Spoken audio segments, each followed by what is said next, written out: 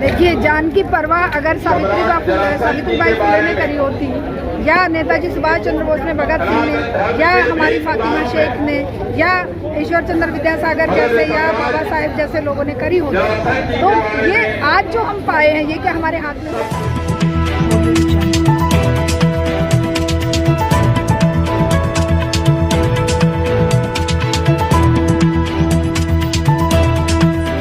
पर जो भी वक्ता ने कहा वो उसकी अपनी राय है, जिसकी पुष्टि नेशन न्यूज इंडिया नहीं करता। धन्यवाद। तो जान की परवाह करने वाले, लेकिन जो समाज की परवाह करते हैं वो पूरे समाज को नया रास्ता दिखाते हैं, समाज को बचाते हैं, महिलाओं को नया जीवन देते हैं। तो शारदा जी, आपके अंदर एक और मैंने भाषा देखी और एक और आपके अंदर प्रतिभा देखी। जो भी आंदोलन करते हैं जातिवाद को लेकर करते हैं, लेकिन आप एक अपर कास्ट से होने के बावजूद आपने मनीषा का भी केस देखा, आपने पालम का भी केस देखा, आपने निर्भया का भी केस देखा, जो आज 10 साल पूरे हो गए। 16 दिसंबर 2012 को ये कांड हुआ। देखिए, जात केवल दुनिया में दो हैं, वो एक पुरुष है और एक महिला, और धर्म केवल एक इंसानियत है। इसी बात को हमने बचपन से हमारे माता पिता से सीखा है, शिक्षा में भी यही सीखा, क्योंकि कोई भी इंसान पैदा होता है ना, उसकी कोई जात होती है ना धर्म होता है, केवल दो रूप में पैदा होता है, या वो लड़का पैदा होता है या लड़की पैदा होती है। जब प्रकृति ने कोई अंतर नहीं किया, विज्ञान कोई अंतर नहीं कर रहा, तो इंसानों ने जो अंतर बनाया है उस अंतर को हम क्यों इम्पोर्टेंट है? हम तो प्रकृति और विज्ञान को मानने वाले लोग हैं। हम प्रकृति को मानते हैं कि प्रकृति ने सबको बराबर बनाया है, सबको एक जैसा पैदा किया है, और वो हर चीज़ में उसका बराबर का हिस्सा है।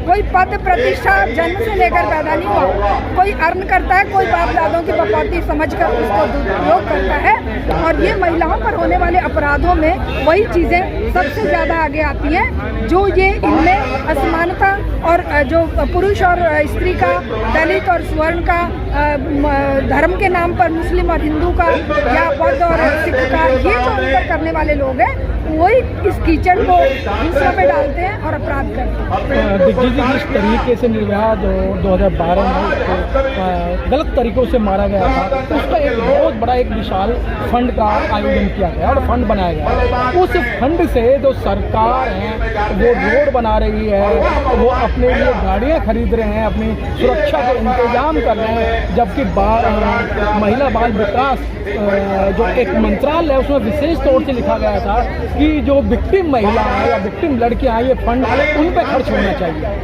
देखिए, जनता का पैसा आज कहाँ जा रहा है? बैंकों का पैसा तो अडानी अंबानी के कर्जे माफ करने में जा रहा है, और निर्भया फंड का पैसा इनकी खुद की सुरक्षा में जेड और वाई सिक्योरिटी में जा रहा है, या कंगना रनौत जैसे जो फालतू लोग हैं, जो उनकी मतलब चापलूसी करने वाले, तलवे चाटने वाले लोग हैं, उनकी वाई सिक्योरिटी में, जेड सिक्योरिटी में जा रहा है। बेटियों की सुरक्षा या आम जनता की सुरक्षा या हमारे बच्चों की शिक्षा, इन सब पर ये पैसा नहीं खर्चेंगे। उन पर पैसा खर्च दिया तो ये लोग ऊपर उठ जाएंगे और फिर ये सवाल पूछेंगे, इसलिए उस पैसे को अपने ही चारों तरफ लपेटेंगे, या अपने मित्रों के उसमें साइफन कर देंगे, उनके एनपीए माफ़ कर देंगे, उनके कर्जे माफ़ कर देंगे, एनपीए में डाल देंगे। तो इनकी जो टेंडेंसी है, इनका जो तरीका है, वो तरीका सबको अब तो सर्वविदित है, अब तो कोई छुपा हुआ नहीं रहा।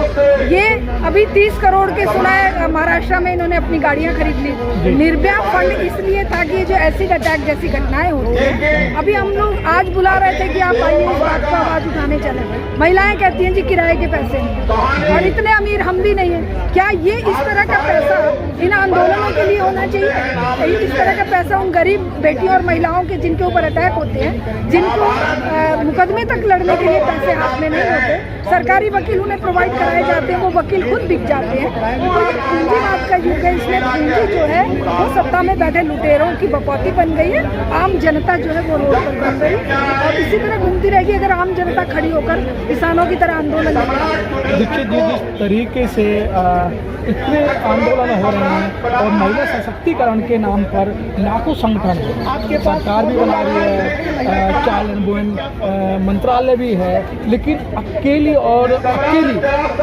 जो आंदोलन कर रही हैं या एकाध इक्का दुक्का जाती हैं, ऐसे लिए शारदा दीक्षित ही अपनी महिलाओं को लेकर यहाँ आवाज़ उठाने का काम करते हैं। देखिए, बात ऐसी है कि महिलाएं तो आ जाती हैं, हमारी कमलेश जी भी हैं और भी बहुत सारी आ जाती हैं, लेकिन एक ही बात यह है कि आज रोटी रोजी की चिंता में और घरेलू कामों में महिलाओं को इस तरह से जकड़ रखा है कि वो इससे बाहर की दुनिया देखना समझने में असमर्थ है। उनको हमारा फेलियर है कि हम उनको वो चीज़ नहीं दिखा पा रहे। जैसे एक टीचर होता है ना, वो उसको भविष्य दिखाता है बच्चे को कि this is right, this is wrong. अब हम उसको राइट नहीं दिखा पा रहे, तो इसमें टीचर की गलती है। मैं उन महिलाओं की बेचारियों की गलती नहीं मानती जो ये कहती हैं अरे मेरा बेटा आएगा, उसका खाना बनाना है, अरे मेरा ये हो जाएगा, अरे मेरा पति मना कर रहा है, अरे मैं कैसे जाऊँ, मैं तो कभी घर से बाहर नहीं निकली। ये चीज़ हम अगर बड़ी कम्युनिटी में पैदा नहीं कर पाए तो ये हम लोग जो सड़क पर काम करने वाले लोग हैं, जो इनकी सुरक्षा और इनके आवाज उठा रहे हैं, वो लोग फेल हो रहे हैं। हमारी इसमें मैं तो अक्सर ये समझती हूँ, आप लोग जैसे कहते हैं कि आप अकेले हो, तो अकेले रहना भी अपने आप में एक हम लोग उतने प्रभावशाली तरीके से जनता को अपने साथ नहीं जोड़ पा रहे हैं। जुड़ना चाहिए। अच्छा दीक्षित जी, एक बात और देखी गई है, ये अपराध करते हैं, ये भी किसी के भाई होंगे, किसी के लड़के होंगे या किसी परिवार होंगे, लेकिन जब ये अपराध करते जो विक्टिम होता है, जब कोई केस करने की बात आती है तो इन्हीं के परिवार के लोग कहते हैं चलो जी गलती हो गई, माफ़ कर दो, ये कर दो, वो कर दो, इस तरीके की बातें निकल कर आती हैं। देखिए, चाहे वो रेप हो, चाहे मर्डर हो, चाहे किसी और तरीके की घटना हो, ये रिसीविंग एंड पर कौन है, झेलने वाला कौन है? महिलाएं हैं जी। न्याय देना किसके हाथ में? पुरुषों के हैं। तो वो महिलाओं की मानसिकता, महिलाओं का दर्द, महिलाओं के ऊपर अत्याचार का एहसास कर ही नहीं पाते हैं। इसीलिए वो कहते हैं कोई बात नहीं, बच्चों से गलतियां हो जाती हैं। कभी कभी कहते हैं कि भाई क्या हो गया, बिल्किस बानो के हत्यारों को माला पहना दी, तो वो तो संस्कारी लोग थे, उनके ऊपर ऐसा अन्याय अत्याचार हुए तब पता चले ना। जैसे दलित के साथ है, दलित को भी जो झेलना पड़ता है, उसको कोई सोच झेले तो उसे पता चले ना कि किस तरीके से समाज में उनको हर कदम पे अपमान झेलना पड़ा है। तो ये जो झेलता है वो मजबूत होता है, और उस मजबूती को भी ये ठोकर मार मार के उसको इतना मतलब कमजोर कर देते हैं, इतना पिलपिला बना देते हैं कि वो हिम्मत नहीं जुटा पाते। उन्हीं को अपराधी बना देते हैं कि तुम बाहर क्यों निकली थी, तुम देखकर क्यों हंसी थी, तुमने लोगों से, अब ये लड़की जो कल वाली बताई, अरे कि भाई उसने जो है वो कर दिया, उसने दोस्ती कर ली लड़के से, वो दोस्ती कर ली और दोस्ती छोड़ दी, तो वो अपराध हो गया, उसके ऊपर ऐसे डाल देते। आज मैं आपसे बात करूँ, कल को मैं बात ना करूँ तो आपको दिखाना चाहूँगी कि आप मुझे कुछ भी मार पीट के चल दोगे। तो ये बात इस पुरुष समाज को समझनी पड़ेगी कि बेटियों की सुरक्षा है तो वो सुरक्षित है। अगर बेटियां सुरक्षित हैं तो ये समाज सुरक्षित रह ही नहीं सकता।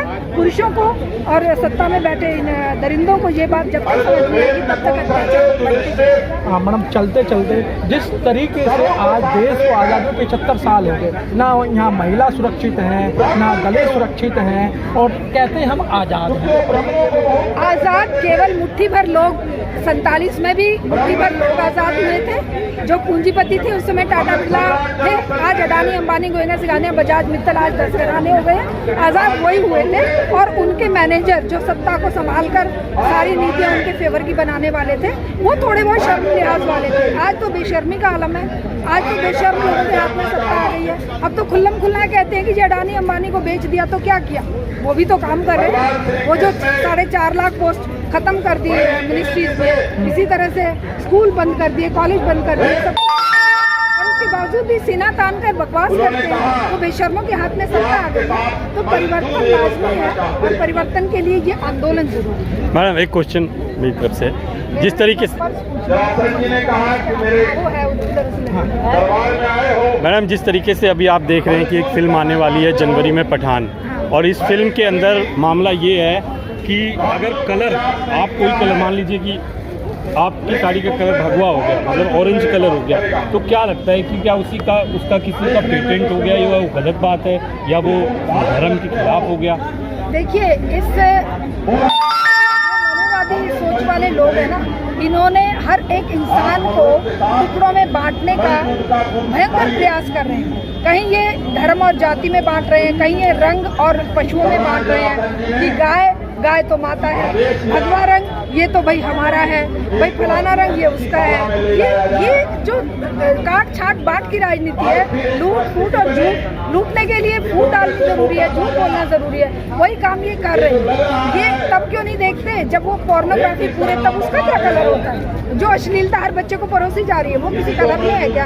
वो तो इनके नेता भी संसद में बैठ के देखते हुए पाए जाते हैं, वो तो इनके खुद के घरों में भी अश्लील हरकतें और वो सब पकड़े जाते हैं और रेप और मर्डर की केस। तो ये रंगों पर जिहाद कर रहे हैं, रंगों पर बकवास कर रहे हैं, तो ये एक बहुत ही शर्मनाक स्थिति। लेकिन मैडम ये काल्पनिक फिल्मों को इतना महत्व क्यों दिया जा रहा है? पिछले हम 1 से 2 साल में देख रहे हैं कि ये फिल्में तो पहले ही कहा जाता है कि ये फिक्सिशियस हैं, लेकिन इनको इतना महत्व दिया जा रहा है कि हर जगह फिल्म पे दूसरी फिल्म पे एक विवाद हो जाता है, उससे केवल फिल्म। देखिए इनका मकसद क्या है? इनका मकसद है लोगों को सच्चाई से दूर रखना। सच्चाई क्या है? सच्चाई है निर्भया जैसी हकीकत, जो कि सड़क पर रेप हो रहे हैं, मर्डर हो रहे हैं। हकीकत क्या है? बच्चों की भयंकर 60 करोड़ के करीब लड़के बेरोजगार में अपने आप पेट भर रहे हैं। ये सच्चाई ये है कि स्कूल कॉलेज मतलब लाखों स्कूल बंद कर रहे हैं। एक स्कूल में 6-6, 12-12 हज़ार बच्चे 2-2 घंटे की अवधि में जमुना पार पढ़ रहे हैं। ये सच्चाई पता न चले, इसलिए ये फिक्टिशियस फिल्में, फिक्शंस को रियलिटी बताकर वो सजा धजा कर देश बर्बाद हो रहा है। ये आयोजन कर रहे हैं कि भाई सारे मुख्यमंत्री, सारे प्रधानमंत्री, सारे कैबिनेट के मंत्री जाकर वो एक कोई स्वर्ण कर रहा है, एक जो शपथ ले रहा है उसका मुख्यमंत्री के रूप में गुजरात जा रहे हैं। तो ये हकीकत से दूर रखकर एक लिफाफे में लोगों को जीने का आदी बना रहे हैं। वो भूख ना याद आए, अशिक्षा ना याद आए, बेरोजगारी याद ना आए, इसलिए इनको बेवकूफ़ बना दो और कहानियों में उलझा दो कि भाई अकबर ने ये किया, बाबर ने ये किया, भाई हम हिंदू ऐसे थे। अरे तुम हिंदू ऐसे थे तो तुम्हारे ऊपर इतने सारे बाहर के आक्रमण हुए, तुमने टुकड़ा में समाज के बाट को रखा हुआ था, तुमने हजारों झांकियों में देश को बांटा और उसके बाद तुम उसका विरोध कर रहे हो। जहाँ महिलाओं को तुम पैर की चोटी या देवी के पूजा करने की बात कर रहे थे, वो आज कहाँ तक सच है? कहाँ तुम्हारी औकात है? एक डेमोक्रेटिक सोसाइटी में तुम आज की बात कर रहे हो कि राजा महाराजाओं की, जहाँ राजा ने जो कह दिया इसे फांसी पे चढ़ा दो, दे दो, उसने कहा इसको 10 अशर्फी इनाम दे दो, दे दो। तो ये क्या है? ये उस दुनिया में लेकर जीने की कोशिश कर रहे हैं, लेकिन लोग आज बहुत सचेत हैं। मैडम लेकिन जिस तरीके से धमकी दी जा रही है कि फिल्म को रिलीज नहीं करने दिया जाएगा, क्योंकि इसमें शाहरुख खान भी है, कहीं ना कहीं थोड़ा सा मुस्लिम का एंगल भी जुड़ रहा है। हाँ, ये तमाशे सारे करेंगे, लेकिन देखिए कला और संस्कृति किसी की गुलाम नहीं हुआ करती, किसी की बकौती नहीं हुआ करती। कला और संस्कृति एक ऐसी चीज़ है जो समाज को आईना दिखाते हैं। हाँ, बनाने वालों को भी ये ध्यान रखना चाहिए कि उस आईने में कोई क्रैक ना आए, और इनको भी ये ध्यान रखना चाहिए कि तुम्हारे ये जो घटिया हथकंडे हैं ना, इनसे समाज को कोई फर्क नहीं पड़ने वाला। तुम जो पाले हुए बजरंग दल या वो हिंदू वाहिनी और मुस्लिम वाहिनी के जो गुंडे हैं, उनकी जरूर रोटी उनकी चल रही, क्योंकि रोजगार बच्चों के पास है। उनको ये रोटी दे देते हैं, रोजी दे देते हैं, 500-700 रुपये पर डे के दे देते हैं दंगा करने को, वो तो चल जाएगा। लेकिन समाज में कुछ जहर बढ़ेगा, ये बहुत कम होगा तो सही। जहर तो भर तो दिया, लेकिन हाँ ये उतना सफल नहीं होंगे जब तक आप जैसे लोग हैं, हम जैसे लोग हैं, हमारी मैडम जैसे लोग हैं, तो ये सब हारेंगे। क्योंकि प्रकृति का नियम है, change only change is constant. आपको भी लगता है कि इस पे पूरी तरीके से राजनीति के, मैं इसलिए कह रहा हूँ क्योंकि अगर आप देखें तो पिछले कुछ समय पहले तक जो कंगना रनावत थी या और अभिनेत्री जो उन पर किसी तरीके का कोई एक्शन नहीं होता, कोई विवाद नहीं होता, और कोई दूसरा अगर कुछ करता है तो तुरंत विवाद भी होता है। हाँ, क्योंकि ये तो सिलेक्टिव है ना, इन्हें जहाँ पर गंद फेंकना है फेंकेंगे, जहाँ पर चुप्पी साधनी है चुप्पी साधेंगे। वो जो हथनी के मरने पे तो स्मृति ईरानी छाती पीटेंगी, लेकिन अगर यहाँ पर 2 कदम पे वो गुड़िया मरी थी जब ये हुआ था कैंट वाला कांड या और इस तरह के और कांड होते तब चुप्पी है ना। तो इस तरह से इनकी ये तरीका हो गया है, तो ये इनका तरीका हो गया है और हम इस Press the bell icon on the YouTube app and never miss another update.